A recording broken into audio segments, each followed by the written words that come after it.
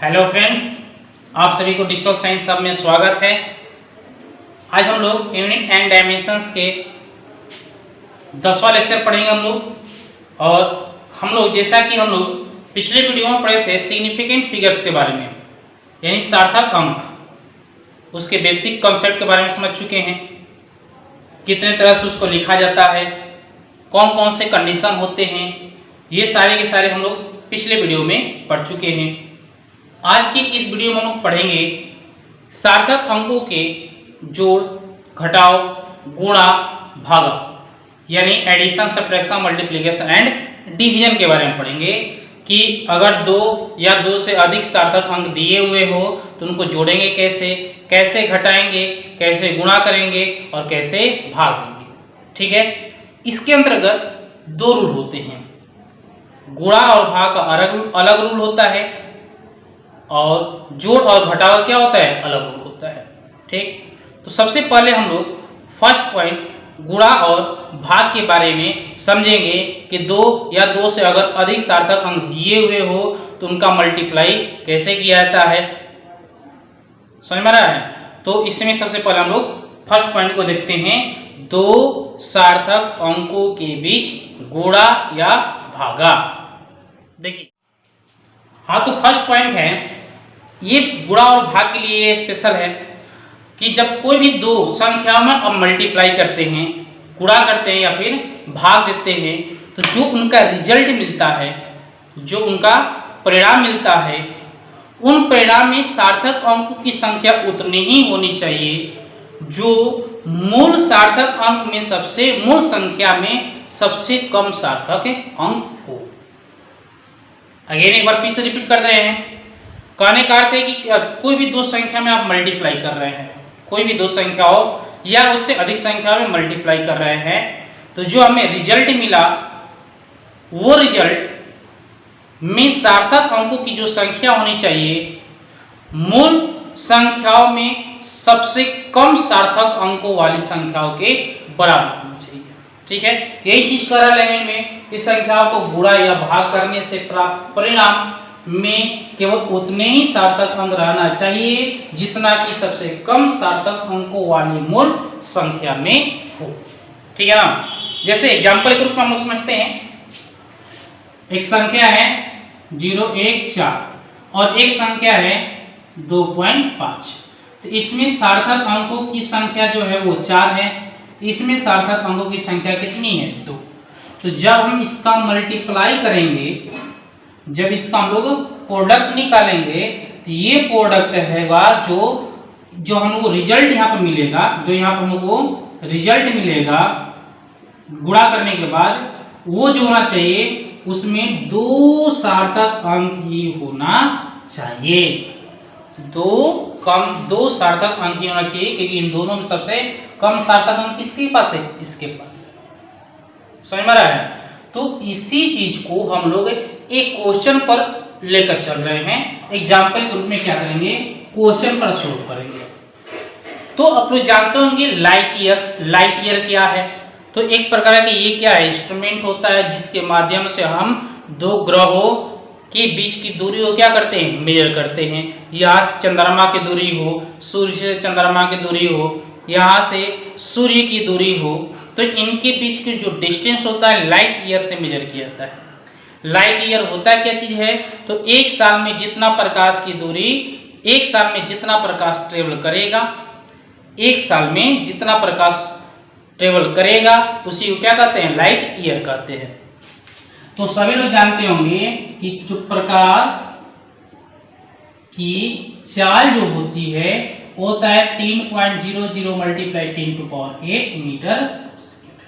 और सोचिएगा कितना इसमें सार्थक अंक है, कितना सार्थक अंक नहीं है, क्योंकि पिछली वीडियो में पढ़ाया जा चुका है।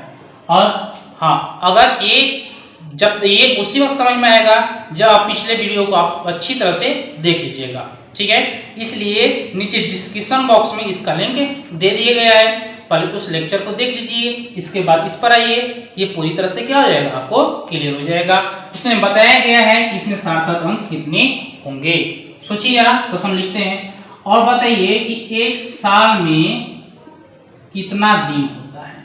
तो ये तो सब कुछ जानता है 365 होता है एक्यूरेट, लेकिन लगभग ये इसी अनुसार से इतना दिन होता है, 365.25 दिन होता है, ठीक है ना। तो अब आप बताइए इसमें और इसमें पावर जो होता है, पावर उसको सार्थक अंकों में नहीं रखा जाता है। तो ये तो सार्थक अंक 60 गया, कितने बचे 1 2 और 1 3। तो ऊपर वाले में सिग्निफिकेंट नंबर कितने हैं 3 है, नीचे वाले में देखते हैं तो 1 2 3 4 और 1 5। तो सिग्निफिकेंट फिगर्स यानी सार्थक अंकों की संख्या कितनी है 5। तो जो हमें रिजल्ट मिलेगा दोनों को मल्टीप्लाई करने के बाद उसमें सार्थक अंकों की संख्या 3 ही होनी चाहिए। चलिए हम लोग देखते हैं। तो अब यहाँ पर ये इसका दोनों का मल्टीप्लाई जो होगा वो निकलेगा क्या चीज आपका लाइट ईयर निकलेगा, प्रकाश वर्ष निकलेगा, ठीक है ना। तो प्रकाश वर्ष होता है एक साल में, यानी 3.00 मल्टीप्लाई 10⁸ मीटर पर सेकेंड। इसको हम लिखेंगे 365.25 दिन, ठीक है ना। सोचिएगा अब लोग मल्टीप्लाई करने के लिए दोनों का यूनिट भी सेम होना चाहिए। यहाँ समय देख रहे हैं तो सेकंड में है, यहाँ समय है, ये भी पर क्या है टाइम है, और टाइम यहाँ किस में है दिन में है, तो इसको भी सेकंड में कन्वर्ट करना पड़ेगा, ठीक है ना। तो पहले सेकंड में क्या किया जाए कन्वर्ट किया जाए। चलिए सोचते हैं सेकंड में क्या होगा। ये तो आपका चलेगा नहीं, ये तो चलने वाला है नहीं। ये 365 दिन है, तो बताइए 365 दिन में कितना घंटा होता है, तो एक दिन में 24 घंटा होता है। 365 में इतना मल्टीप्लाई कर देंगे, ये घंटा में हुआ सेकंड में नहीं हुआ।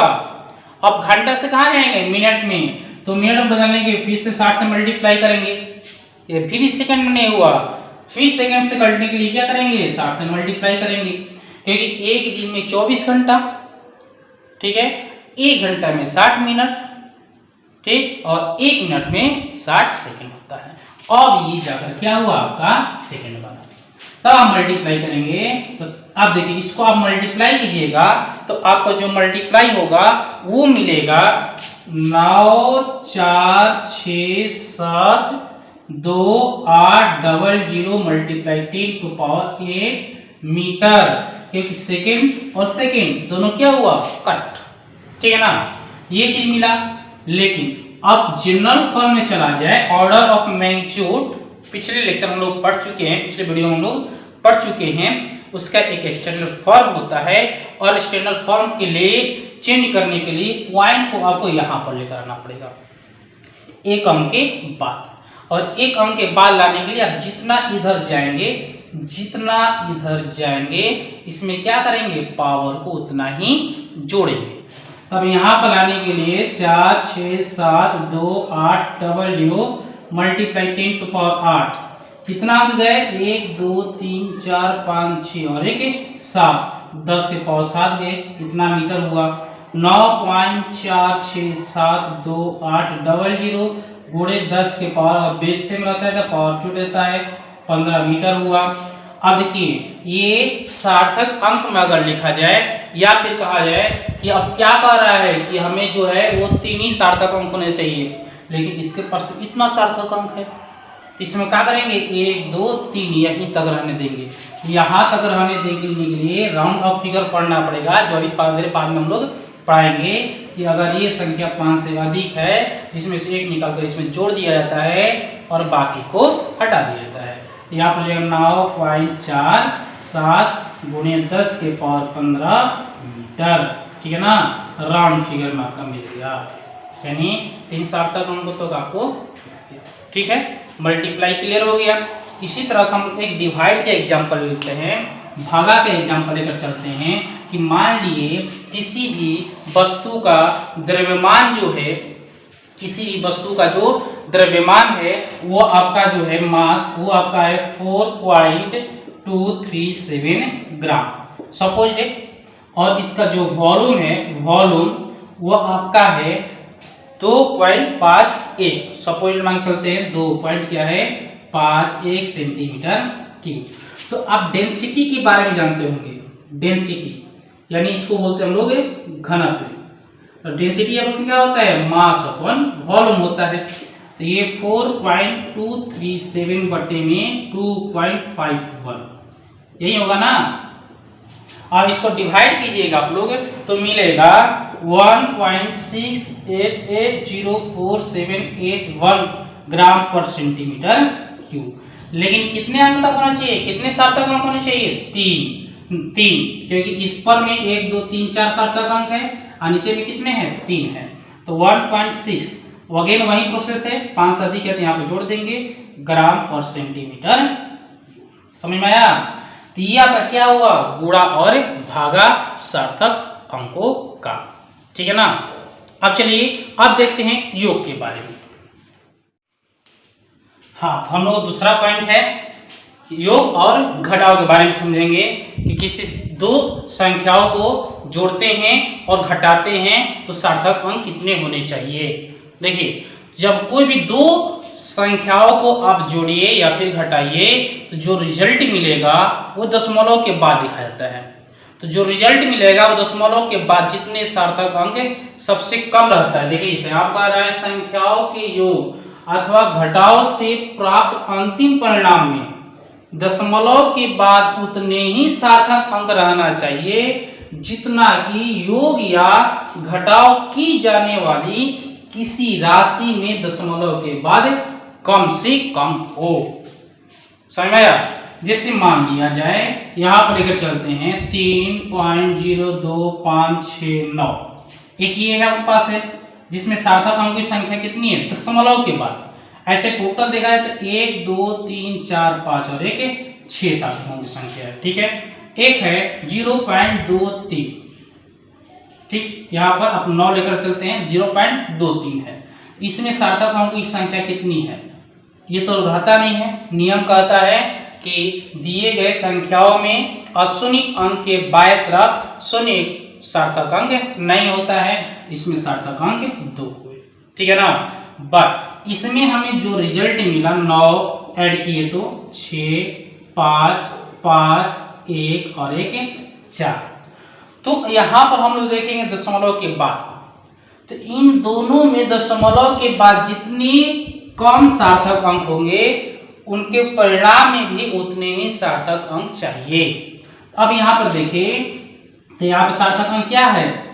सार्थक अंक क्या है? सार्थक अंक में यहाँ पर 2 है तो हमको रिजल्ट में भी 2 सार्थक अंक चाहिए दशमलव के बाद। तब यहाँ पे लिख सकते 4.16। ठीक है ना। ये 6 कहाँ सही है? इंतजार कीजिए। ठीक है, बहुत जल्दी इसको बताने वाले हैं इसी क्लास में कि आगे 5 है तो यहाँ पर 6 क्यों लिखे। ठीक है, इसका रीजन भी है। ये चीज समझ में आया? अगर घटाते हैं इसी चीज को हम लोग घटा दिए 5 6 9 0.23 सब्ट्रैक्ट किए तो यहाँ 9 6 5 9 ये 8 में से 2 घटा 6 और ये बचा 3। सेम कंडीशन होनी चाहिए वही चीज। ठीक है ना। तो यहाँ पर 2 डिजिट है कम से कम तो सार्थक अंक तो ये होनी चाहिए तो 3.7। ठीक है, कोई दिक्कत नहीं है। ये क्लियर हुआ। गुणा भी आ गया।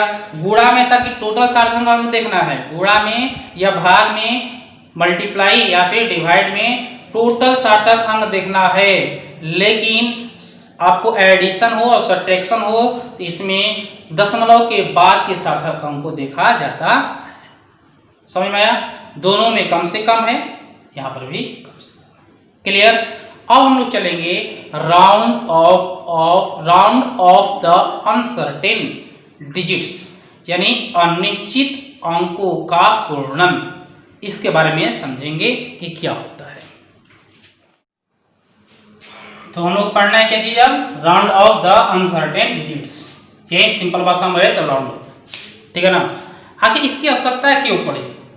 तो देखिए, जब किसी भी संख्या में हम किसी अदर संख्या से डिवाइड करते हैं और वो पूरी ना कटे, दशमलव के बाद बहुत सारे नंबर आने लगे, जैसे 4.2 3 5 0 9 7 2 8 9 3 2 5 1 6 5। ठीक है ना।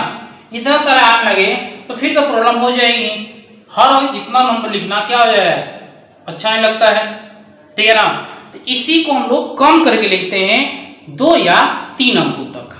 ठीक है ना। सार्थक अंक में लिखा जाए तो 3 अंकों तक सार्थक अंकों में लिखाना है टोटल।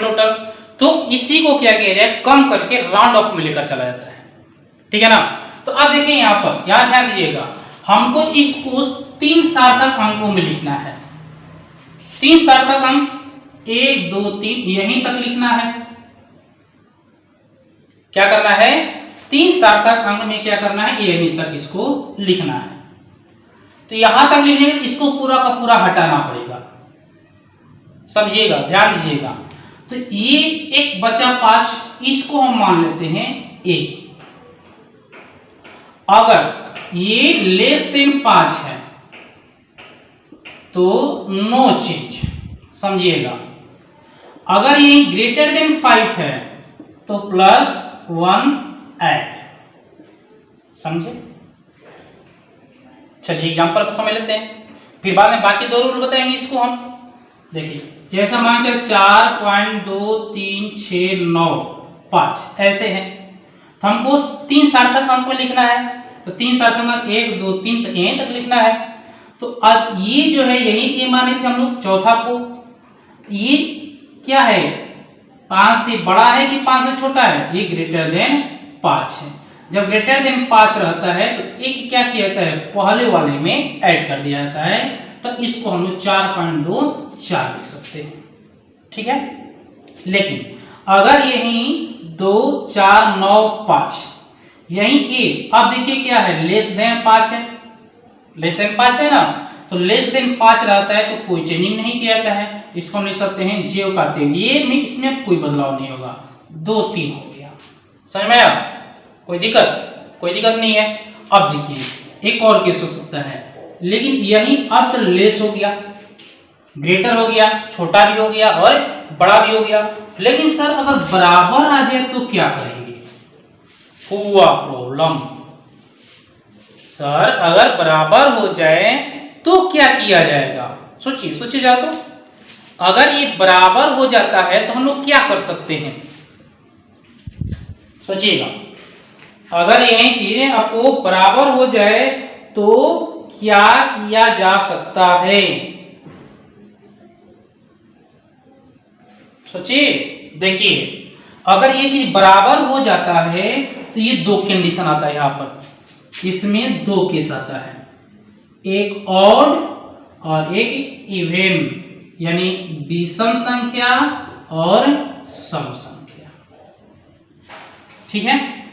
अगर सम संख्या है, इवन नंबर हैं, ठीक है ना, इवन नंबर है तो नो चेंज, यानी इसमें कोई बदलाव नहीं किया जाता है। जो प्रीवियस अंक है, जो पिछला अंक है, सेम टू सेम लिख दिया जाता है।